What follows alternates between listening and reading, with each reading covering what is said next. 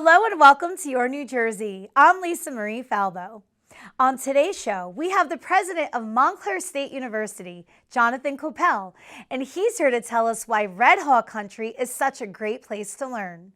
We also meet Merrill Frank, former mayor of Highland Park, and author of Unearthed, a thrilling mystery dedicated to how the next generation should honor the memory of the Holocaust. But first, the New Jersey Motion Picture and Television Commission is taking action to become the top production destination in the country. Elizabeth Parchment of the commission, and before she became Lieutenant Governor of New Jersey, then Secretary of State Tahisha Wei, told me all about the exciting developments in entertainment happening right here in the Garden State. Welcome, ladies, to the show. Thanks for having Thank us, you. Lisa. Thank you for having us. Well, we were talking off camera about this is a cause that I'm particularly passionate about because I'm all about the New Jersey pride and showcasing that for the world to see. So, Secretary, I'm going to start with you. Why is New Jersey the perfect location for film and television production to set up shop here in the Garden State? Sure. Well, we're the birthplace of film. So it's just great to see that film and television industry is booming once again here in New Jersey. Credit to our Governor Murphy for reinstating the film and digital media tax credit program. And New Jersey is top in that we have the diverse landscapes. So anyone would want to be part of this industry here. And why are you so particularly passionate about this? Oh, for many reasons. I'm particularly passionate about it because, again, New Jersey is so diverse in her people, in her landscapes. You'll see waterfalls. We got the magnificent colleges, the historic buildings, the downtowns. And, it's just a good feel that now, we have folk who are residents who can participate, in our boot camps, and also, just to see the scenes that are being filmed here. And when you think back to just the year of 2017, which was just recent, it was an economic impact, the industry of $67 million. But today, now, like just last year, we grossed the estimated $700 million in revenue to our state and created thousands of jobs. Why is New Jersey the perfect location for film and television production? And what is the role of the Film Commission in getting these productions to the Garden State? Well, we're seeing a lot of filmmaking in Newark. We're seeing a lot of filmmaking in the northern part of the state. However, South Jersey is getting a lot of love too. We're seeing productions that are willing to travel outside of the studio zone, which is the 25-mile radius outside of Columbus Circle. So I would say that North Jersey is getting a lot of love, but Central Jersey is too. South Jersey is as well. And we are only about making sure that even if there's one or two or three or many popular production areas in New Jersey, when one county wins, when one municipality wins, the state of New Jersey wins because we're bringing production into New Jersey. And with that, there's so much economic impact. There's the pride, there's the image enhancement. But New Jersey is feeling the love from the production industry, and we are welcoming them back to the state of New Jersey. Elizabeth, there's so much that goes into a successful production. How does the commission help those coming from out of state get the resources they need to be successful? Well, we're constantly reaching out to the industry, and we are welcoming studios to come to New Jersey, as well as equipment houses and all the other businesses that can support the film and television industry. So businesses are really coming to us. Our executive director, Stephen Gorlick, is in constant communication on a daily basis and trying to lure businesses to New Jersey that are very specific and that can cater and service the film and television industry. Secretary, what's the administration's role in securing these productions? Well, of course, I think it starts with the top leadership with Governor Murphy and, of course, First Lady Tammy Murphy, who have a true passion for this industry. And, of course, in working with the EDA in terms of the tax incentive program and just, basically showcasing all in which this state has to offer. It's amazing to see that some of our homegrown talent, are filming here. We had Anne Hathaway by way of example. And of course, some of our notable filmmakers such as Steven Spielberg, M. Night Shyamalan, and others. So, it's a good partnership. And of course, Liz and her team with the Film Commission, they're doing creative programming, not just the PA boot camps, where, of course, we're trying to ensure that, our New Jersey residents can be placed in the pipeline to this industry of filmmaking. But of course, with the creative and understanding programs such as Film Ready NJ. And what is that program, Elizabeth? What does it entail? So the program is designed to support municipalities and counties as they work to accommodate location filming and market their communities as filming destinations, positioning our state as a top production destination. There is the Film Ready program is a 5-step program. The first step is to attend a how to become a Film Ready community workshop. Then the second step is that a town has to designate a Film Ready liaison, and this person has to be employed by the city or the county. And they're like the boots on the ground. They know the ins and outs of their community, and they can assist with production companies with finding information and local resources in their town. Then we have our third step, which is adopting a formal permit process, and perhaps it's an ordinance or a code of conduct, depending on the town's needs. Our fourth step is to upload film locations, and this is we think this is really, really important because it's our way of showcasing the uniqueness, the charm in a community. It's our way to market New Jersey online.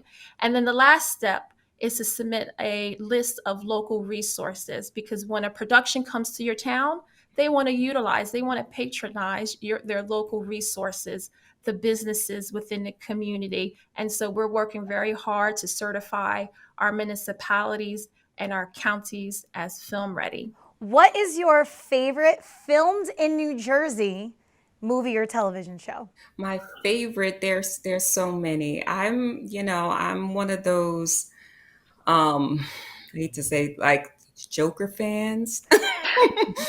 So, one may not realize it, but so that I have to say, there's many. So, but I would have to say the Joker right now.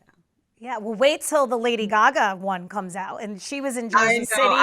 City. I cannot wait. I will be the first one in line, popcorn and all, and I'll be there. I would say the Best Man franchise. They feel The Best Man first, their movie filmed in, I believe, 1999 in the state.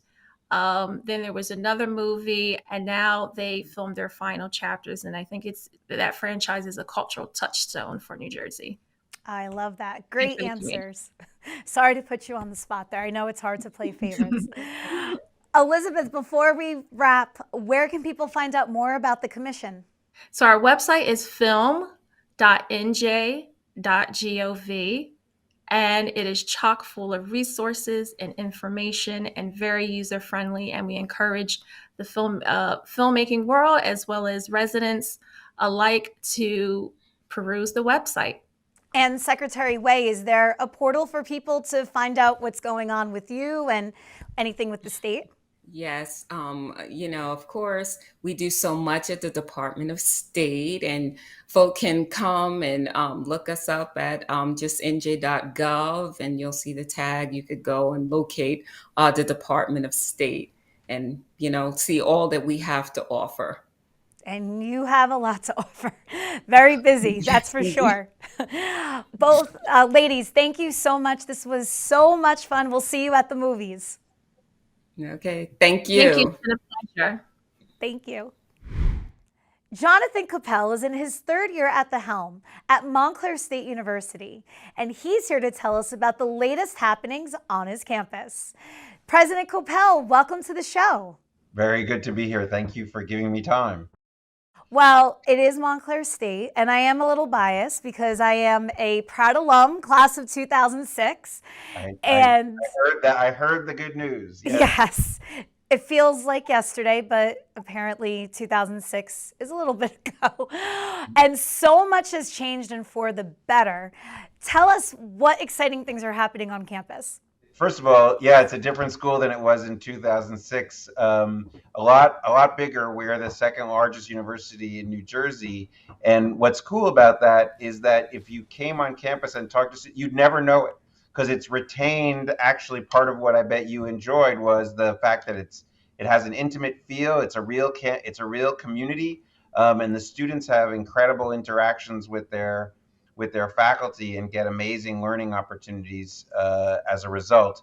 What I think is the distinctive part about Montclair is just the hands-on learning. Let's just stick with your area. Our School of Communications and Media is unbelievable. Students come from around the country because they get the opportunity to learn by doing as part of our amazing program, where they're producing television shows, they're producing films. We have our own streaming service, we have our own sports network. It's remarkable. And that ethic of hands-on engaged learning, it really is in every program around the campus, whether it's in business or in the social sciences or in nursing or in theater or music. Our students they're getting their hands dirty from day one, not just sort of learning theory in the classroom. So very exciting place to study. You talk about the intimacy, and I shared with you that I still have such special relationships with my professors that are still on campus, and they were a huge part in getting me on my feet when I decided to start a production company and hosting this show. And I mean, that is invaluable, and you don't get that from a lot of places. I talk to students about their experience here, and they all report to me how different the Montclair experience is from other universities. And they talk about the relationship between students and faculty. They talk about the relationship among students. They say it's just different. And I even see it when I'm interacting with students. I'll have one student telling me about, some of the work that they're doing, or they hope to get an internship, and another student who they've never met before will say, "Oh, I know a person. Let me introduce you to this guy. He's great. He'll help me get an internship."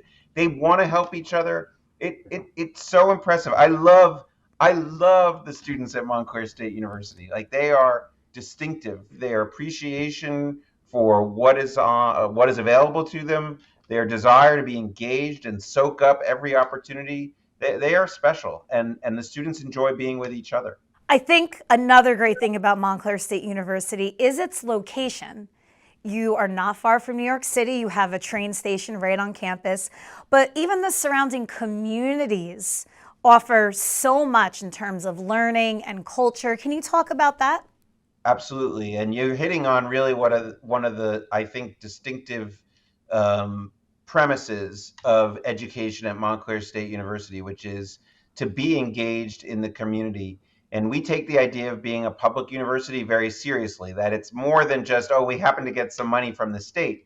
It's that our reason for being is to serve the public interest and to be a useful partner for the communities around us. So you're 100% right. We have students working in health, in business, in education, of course. That's our origin. And they're out there in Montclair and Clifton in Patterson, in Newark.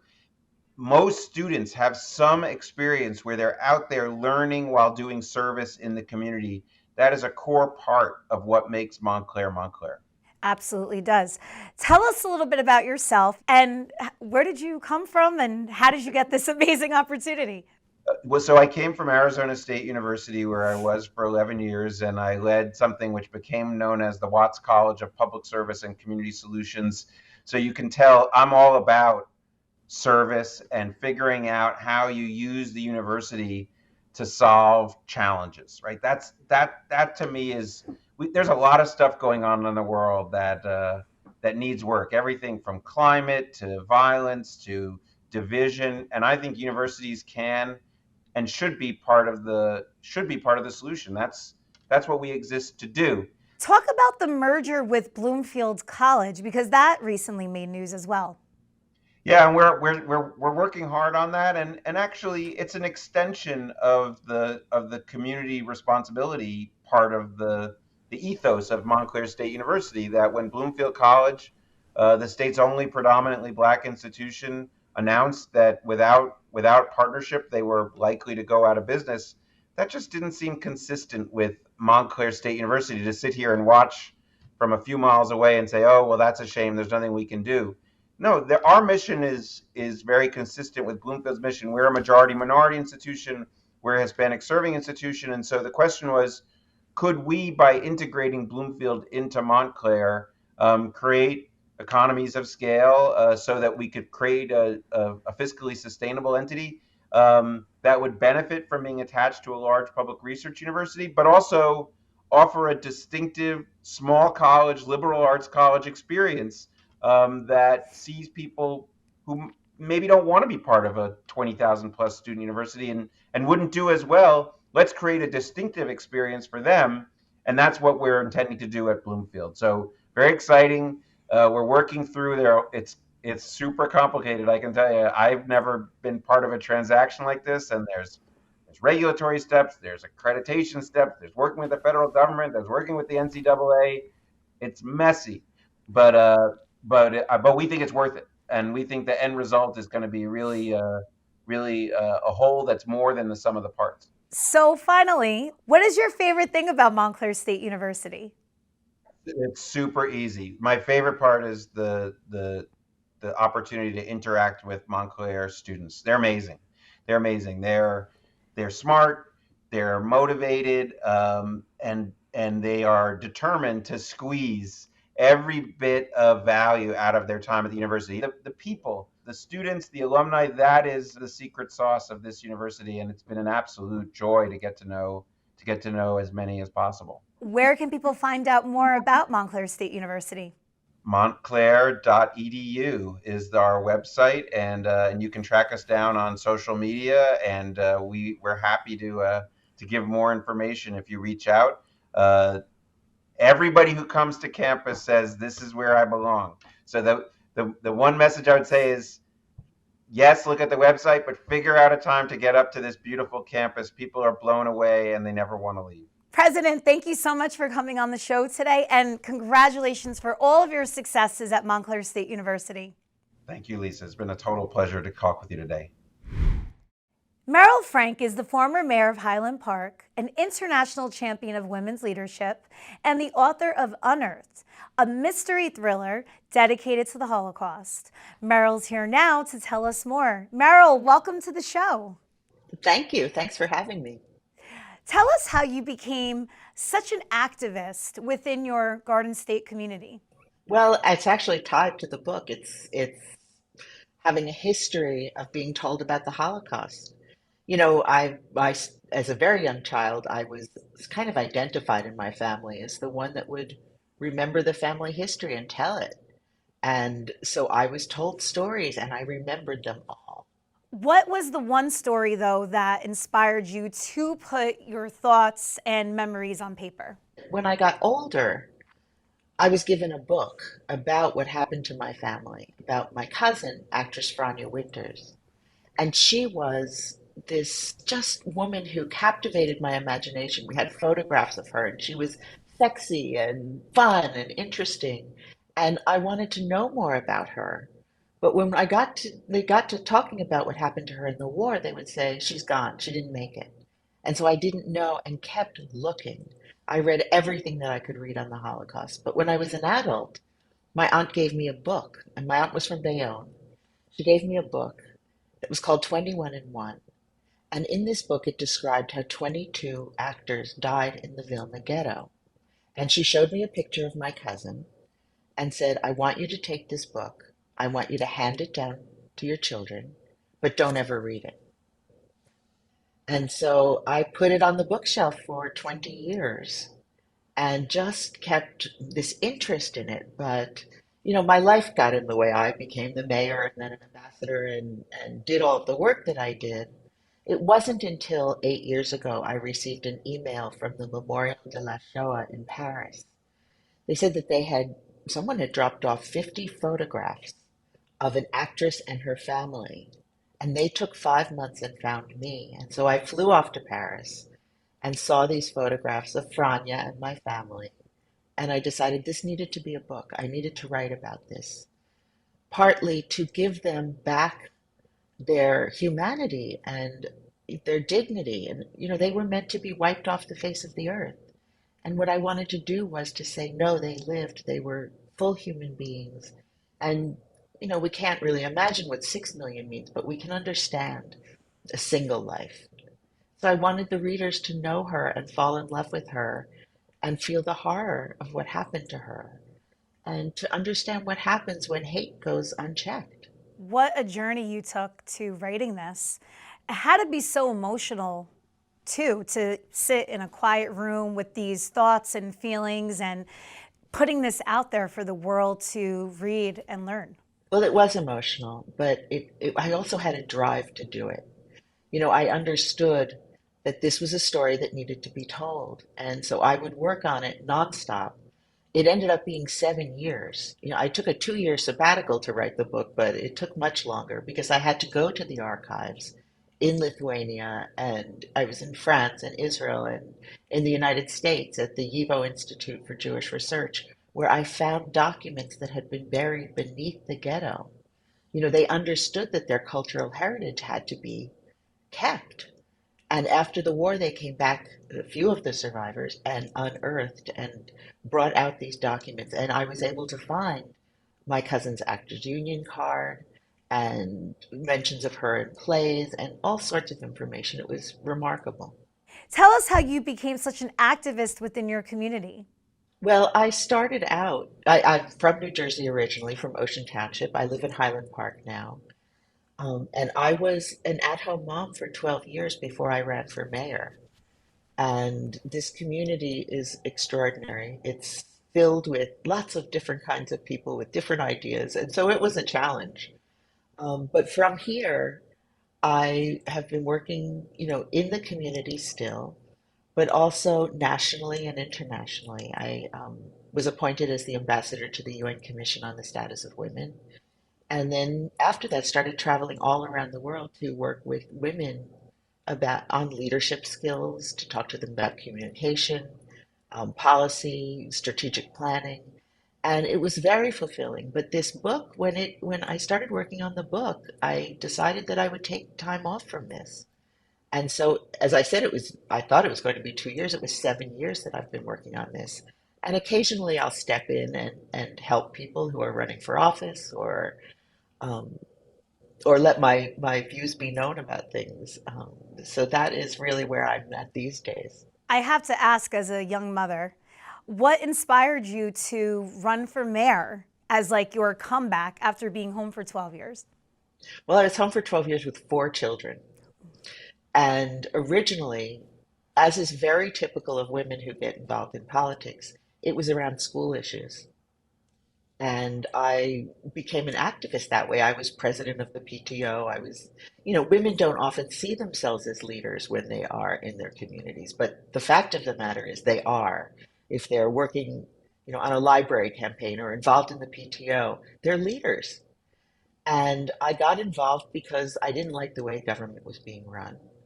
And I ran against a 2-term incumbent with the help of women friends. And I mean, there were women who were at-home moms and there were who were professors at Rutgers and secretaries, and we would meet at 10 o'clock at night because we all had kids.